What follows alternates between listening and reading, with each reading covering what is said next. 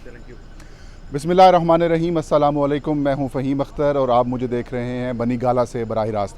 क्योंकि आज चेयरमैन पाकिस्तान तहरीक इंसाफ और साबिक़ वज़ीर आज़म इमरान ख़ान साहब से हम 4 सहाफ़ियों ने मुलाकात की है, जिनमें रिज़वान गिलज़ई, इसके अलावा अब्दुल कादिर साहब और ज़ुबैर जो हैं वो हमारे साथ थे। और इस मीटिंग के अंदर जो दीगर पीटीआई के रहनुमा और जो वकला हैं वो भी थे, और कुछ जॉइनिंग्स भी हुई हैं। लोग ये सोच रहे होंगे कि तहरीक इंसाफ अब ख़त्म हो चुकी है और कोई शामिल नहीं हो रहा, लोग निकल रहे हैं, तो ऐसी बात नहीं है, लोग शामिल भी हो रहे हैं। आज इमरान खान साहब के साथ बड़ी इंटरेस्टिंग गुफ्तगू हुई और उसके अंदर बहुत सारी ख़बरें भी सामने आई। कुछ लोग ये सवालात कर रहे हैं और पूछ रहे हैं कि क्या तहरीक इंसाफ इलेक्शन लड़ पाएगी या इस पोजीशन में होगी कि उसके उम्मीदवार होंगे। जीतना तो दूर की बात है, वो कह रहे हैं कि इलेक्शन भी कॉन्टेस्ट कर पाएंगे। तो इमरान खान साहब ने क्लियर किया, उन्होंने अपनी हिकमत अमली भी बता दी है, उन्होंने पॉलिसी बता दी है कि इलेक्शंस में तहरीक इंसाफ कैसे इलेक्शन कॉन्टेस्ट करेगी, उम्मीदवार कौन होंगे और वो कैसे लड़ेंगे। इमरान खान साहब से सवालात हुए तो उनमें से उन्होंने कहा कि अगले इलेक्शन में जो हमारे उम्मीदवार होंगे वो वकला ज़्यादा होंगे, क्योंकि आजकल जब से इमरान खान साहब के उस ऊपर 150-200 के करीब केसेस बने हैं, अब उनका ज़्यादातर वक्त जो है ना वकीलों के साथ गुजरता है। और वकीलों के साथ जब उन्होंने वक्त गुजारा है तो यकीनन उनका जो है वो वकला के साथ गपशप और उनका वियन, उनकी अप्रोच और उनकी जो सलाहियतें हैं या दीगर मामला है वो देखने परखने का मौका मिला। तो यही वजह है कि इमरान खान साहब अगले इलेक्शन की तरफ जा रहे हैं। और वैसे भी वकीलों की तरफ जाना तहरीक इंसाफ के लिए बहुत ज़्यादा फ़ायदेमंद होगा, क्योंकि सारी बार्स इकट्ठी हो जाएंगी। रिटर्निंग ऑफिसर अदलिया से आ रहे हैं, उनको पता है इलेक्शंस किस तरह कॉन्टेस्ट करना है, रिटर्निंग ऑफिसर के साथ कैसे मैनेज करना है, अगर हार जाते हैं तो केस कैसे करना है, उनके लिए कोई प्रॉब्लम नहीं होगा। फिर हर पोलिंग स्टेशन के ऊपर अपने लोग सामने लेके आएंगे। इसके अलावा और भी बहुत सारी गुफ्तगू हुई इमरान खान साहब के साथ। इमरान खान साहब से ये भी सवाल हुआ कि आपको जो पीटीआई के रहनुमा छोड़ के जा रहे हैं उनमें से सबसे ज़्यादा दुख किसके साथ हुआ है। तो उन्होंने कहा कि बहुत सारे रहनुमा छोड़ के गए हैं, जिनमें जो महमूद ख़ान है उनके जाने का सबसे ज़्यादा दुख हुआ। हमारे साथ अब्दुल कादिर भी मौजूद हैं, वो भी हमारे साथ मौजूद थे, इन्होंने बड़े अच्छे अच्छे सवालात भी किए हैं। अब्दुल कादिर साहब, आपके मुताबिक ख़ान साहब का जो बॉडी लैंग्वेज थी या कॉन्फिडेंस था वो कैसा था? मैं बेसिकली वो सवालात करना चाह रहा था जो बहुत सारे लोगों ने मुझे कहा था कि ये पूछ के आने। 2 क्वेश्चन सबसे ज़्यादा लोग पूछते हैं, क्या इमरान खान वापस आ सकेंगे, क्या पीटीआई इलेक्शन लड़ सकेगी। ये 2 क्वेश्चन है सबके माइंड में। तो मैंने एज इट इज़ उनको कहा कि ये दो क्वेश्चन है मोस्ट आस्क्ड क्वेश्चन, इनके जवाब दे दें। तो उन्होंने एक तो जैसे ही वो आए हैं बातचीत की, उन्होंने बॉडी लैंग्वेज तो आपने उनकी देख ली, हमेशा से रहती है, लेकिन स्टिल 100% कॉन्फिडेंट। और जो उन्होंने सारी बातें बताई हैं तफसील के साथ, उन्होंने कहा कि जो मर्ज़ी कोई कह ले या जो मर्ज़ी कोई समझ ले, एक बात कह रहे मैं तुम लोगों को बता देता हूँ, बेशक लिख लो, नोट कर लो। वो कह रहे हैं कि कोई नहीं रोक सकता पीटीआई को आने में, पावर में आने में या इलेक्शन में आने में, व्हाटएवर। वो कह रहे हैं कि अगर पूरी कौम एक साइड पे खड़ी हो गई है, कौम एक साइड पे अगर आ जाए तो फिर उसको उसके साथ नहीं, मतलब आप जीत सकते उसके आगे। तो इसलिए वो कह रहे हैं कि कौम मेरे साथ खड़ी है जब तक, तो वो होपफुल हैं और वो किसी सूरत भी पीछे हटने के लिए तैयार नहीं है।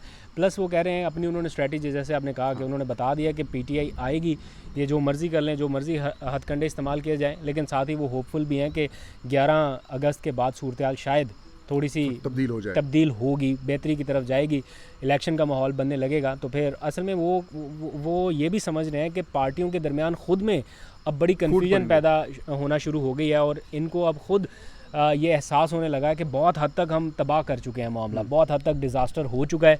अब यहाँ से रिकवरी का ऑप्शन क्या है, पूरा कोर्स करेक्शन करना, पूरा कोर्स बदलना, ये बड़ा मुश्किल होगा। इसलिए वो कहते हैं कि पीटीआई अपनी जगह पे मौजूद है, लोगों के आने जाने से वो उनको फ़र्क नहीं पड़ रहा।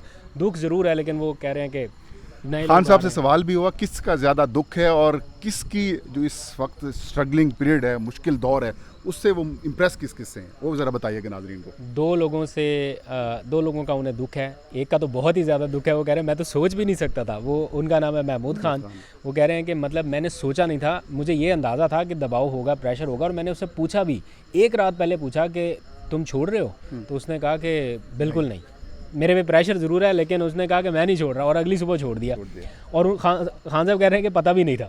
तो उस पर वो बड़ा सरप्राइज़ है। और दूसरा परवेज़ खट्टक के जाने पे कि किस तरह से मतलब उन्होंने जो कुछ किया, वो कह रहे हैं कि मतलब परवेज़ खट्टक समेत उनके ख़ानदान के लोग नवाजे गए, जिस तरह से उन्होंने अपना फ़ायदा लिया, लेकिन स्टिल वो थोड़ा इस चीज़ को लेके रिग्रेट कर रहे थे कि जिस तरह की ज़ुबान उन्होंने फिर बाद में इस्तेमाल की, पार्टी छोड़ जाना एक अलग चीज़ थी, लेकिन जो ज़ुबान उन्होंने पार्टी के ख़िलाफ़ या उनके ख़िलाफ़ इस्तेमाल की, उस पर बड़ा दुख का इजहार किया। और वज़ीर आला जो थे साबिक पंजाब के, परवेज़ लाई, वो कह रहे हैं कि उसने मुझे वाकई में सरप्राइज़ किया।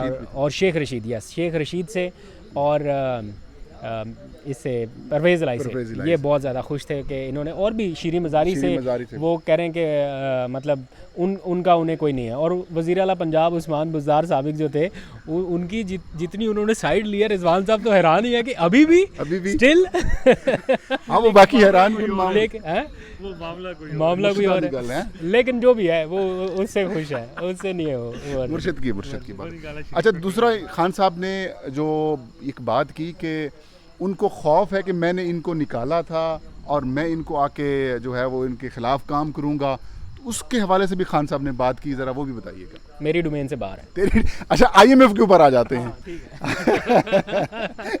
IMF के साथ डील के हवाले से उन्होंने कहा, जब उनके साथ बात हुई तो इलेक्शंस के ऊपर भी बात हुई, वो डिटेल्स ज़रा बताइएगा। IMF के हवाले से मैंने उनसे पूछा कि जब वो वफ्द आपसे मिलने के लिए आया था तो क्या उन्होंने कोई आपको इलेक्शन कराने की यकीन दहानी कराई, या आपने कोई मुतालबा किया कि भाई इलेक्शन की कोई गारंटी दें तो मैं ये सारा कुछ करता हूँ? तो उन्होंने कहा कि कोई ये नहीं कहा कि उन्होंने गारंटी दी, उन्होंने कहा कि वो खुद भी ये समझते हैं कि स्टेबिलिटी होनी चाहिए, इलेक्शन होना चाहिए।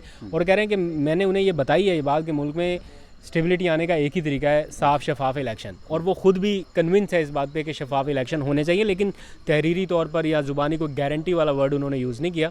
ऑल्दो के तकरीबन बात उनकी यही थी कि IMF खुद भी ये चाहता है। अब मुझे नहीं पता कि अंदर खाते क्या कोई गारंटी ली या नहीं दी, खान साहब ने इसको कंफर्म नहीं किया। बिल्कुल, बहुत शुक्रिया आपका अब्दुल कादिर। वैसे तो ओवरऑल खान साहब की जो बॉडी लैंग्वेज है वो बिल्कुल ज़बरदस्त किस्म की थी, कॉन्फिडेंट थे, क्योंकि कुछ लोग ये सोच रहे थे, और मैंने यही सवाल अब्दुल कादिर से भी किया, उन्होंने जवाब भी इसका दिया, क्योंकि PTI को जितना दबाया गया, जितना इनको नुकसान पहुंचाया गया, पार्टी तोड़ने की कोशिशें की गई, और खान साहब ने यही बात की भी है कि ये तसव्वुर कर रहे हैं, ये सोच रहे हैं कि पार्टी तोड़ देंगे, कहीं ऐसा ना हो कि मुल्क तोड़ के बैठ जाएँ, क्योंकि इमरान खान ने यह भी वाज़े किया कि ऐसे पार्टी नहीं टूटती। पिछले 14-15 महीनों में इन्होंने हर मुमकिन कोशिश भरपूर अंदाज में हमारे बंदे तोड़े, लेकिन पार्टी मकबूल होती जा रही है। तो कॉन्फिडेंस इसलिए भी बड़ा मैटर कर रहा था इस सारे सूरत हाल में कि कहीं खान साहब परेशान तो नहीं। 150 के करीब मुकदमात हैं, रोज़ाना अदालतों में पेश होते हैं। अच्छा भला बंदा भी अगर किसी अदालत में चला जाए, कचहरी चला जाए, तो वो कहता है कि दुश्मन को भी हस्पताल, थाना और कचहरी ना जाना पड़े। तो खान साहब बड़े कॉन्फिडेंट थे, और तो वो वकीलों से बड़े इम्प्रेस हैं। ना सिर्फ वो इम्प्रेस हैं बल्कि उनको अपना उम्मीदवार भी बना रहे हैं।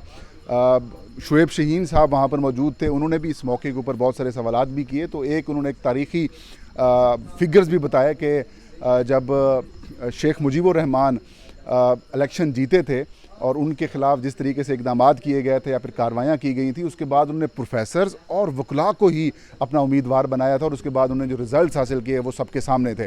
तो खान साहब अब यकीनन नज़रियाती लोगों की तरफ भी जा रहे हैं और वकला की तरफ भी जा रहे हैं, जो यकीनन PTI के लिए ज़्यादा फेवरेबल भी होगा। नाज़रीन, ये था आज का व्लॉग। मुझे इजाज़त दीजिए। अल्लाह हम सबका हामी नासिर हो।